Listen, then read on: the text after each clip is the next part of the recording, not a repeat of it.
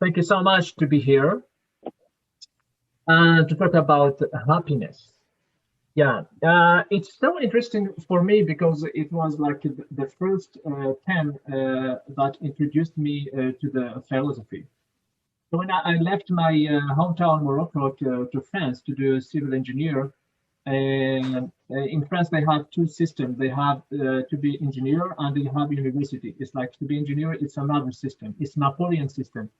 Napoleon, when he wants to do his big army, grand army, so he takes like elites and they do a lot of math. Like it's 2 years, a lot of math, and we have philosophy. So introduced to the philosophy, and the theme in the first year it was looking for happiness. So happiness for me, I can give a definition is like avoiding sadness. Because when I left Morocco, it's like I was 18 years old, and I was so sad to leave my hometown. It was the first time I left my family and left my country. So philosophy helped me to avoid sadness. So for me, it's like the definition of happiness is avoiding sadness. How we can avoid sadness? We can use spiritual exercise, and especially Epicureanism and Stoicism. And the first spiritual exercise is that there is things depend on us, and there is other things it doesn't depend on us. For example, to born in Morocco or to be a man, it doesn't depend on me. But what it depends on me is how can I deal with it, with these things. So there is a lot of things in our life. For example, cancer. If I have a cancer, it doesn't depend on me. But what it depends on me is how can I accept this cancer, or how can I deal, or how can I live with cancer. And the second exercise is the presentation of sadness. It's everything in our in brain. It's how we present things. If we can, for example, sadness or pain, it's just a model in our brain. It's like a linear regression in our brain. So sometimes we can feel pain before something hurt us. So it's like a model in our brain. So if we control our model in the brain, we can control sadness and we can avoid sadness. And the third exercise is death. As Epicureanism said, is everything that we do in our life is to avoid because we are afraid of death. So there is an exercise so simple and complicated at the same time of Epicureanism is he said, when we are alive, the death is not here. If so, there is nothing to be afraid about death. So when we will die, we will not feel nothing because we will die. So we will not feel. So there is no reason to be afraid of death. So this is three exercise that can what I use every day. I try to use to avoid sadness. So for me, happiness is avoiding sadness. So what do you think, Tom?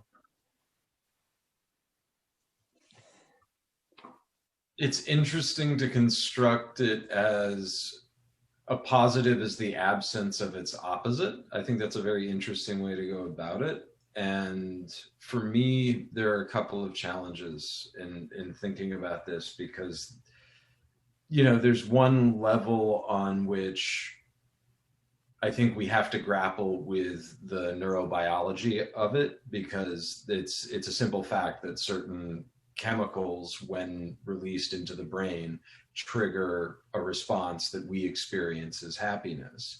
And then there's this other level of happiness, right? And even if we, the concept of happiness kind of has the same problem, the love problem, right? Like people talk about all the time that we use this one word love, and what we're actually talking about is, there are like 1,000 different kinds of it. With happiness, I think there's the same thing. And so another thing that we encounter, and I think probably most of us in reflection have experienced this, but like there's like this joyful, ebullient happiness, right? That for me has this like very distinct rising energy. I almost feel like, you know, like a carbonated beverage foaming over the top, right? And it's, you know, it's, there's an excitement to it. It tends to have a social aspect, whatever. There's like a sense of satisfaction that has a very different feeling tone to it, right? That I appreciate in a very different way. There's a kind of happiness that I get only when I'm working really physically hard, right? So all these different flavors. And to me, one of the things that's most interesting is whether it's happiness, sadness, or any other feeling, what do you do to chase that? What do you do to pursue it, right? How do you navigate in your life by that? And I think that's actually in some ways one of the most important things, right? Like you love what you love, you're into what you're into, right? Whatever flips your switch is fine by me, as long as you're not doing any harm. And I'd prefer, ideally, that would include not doing any harm to yourself. But that one, I guess we can compromise on to some degree. Critical that it's not causing harm to other people. And I know that it can be very challenging in my life to make decisions that way. Like, I don't find happiness a very useful heuristic for navigating my day, because if I'm going to pursue happiness, that means that I'm not going to get out of bed when my alarm goes off, right? I'm not going to do the dishes. I'm not, you know, I'm going to make all of these choices out of a certain weighting of happiness. But then again, doing the harder thing points to a different level of happiness. So now that I've made a mess of all of it, somebody else pick up the thread. What's coming up for you? So interesting. So, Karen, what means happiness for you? Happiness for me is, I think about kind of having purpose in life, and you sort of have a plan. I kind of call it my purpose plan in life. That's what's going to bring me. I like to feel all emotions. So you were talking about avoiding. I think having sadness also gives you pause that when you are happy, like you really know the difference too. So I do think experiencing all the emotions are important, not to say wallow in sadness or despair or depression, that sort of thing. I think that, maybe there's a sense of satisfaction, not only in yourself, but also like, what do you get joy out of too? And joy could be somebody else being happy, too. Because I think it's like connections with people. I mean, and this kind of goes together with love. I think it's all about connection, intimacy with yourself, intimacy with others. And I say intimacy, not in a broader term.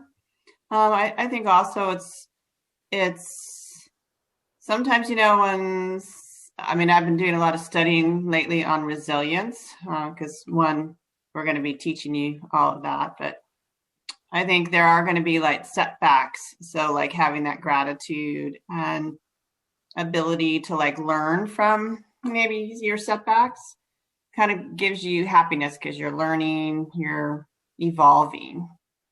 So to me, if I'm just sitting in one place, I maybe am not going to be happy. I like change all the time. I like chaos. And so if things are like really boring, for a long while, I'm gonna not be fulfilled, I guess, or just kind of with my mindset anyways. That's a little bit the way I think about it. So interesting. And that's why I put this sign, do what you love and love what you do. Even if you're doing something maybe you didn't think you're gonna do, but if you are enjoying it, then that's all good. Find some joy out of it.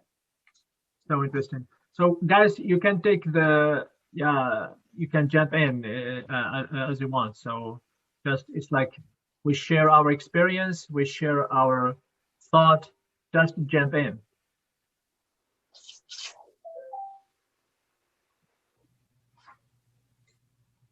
Azita,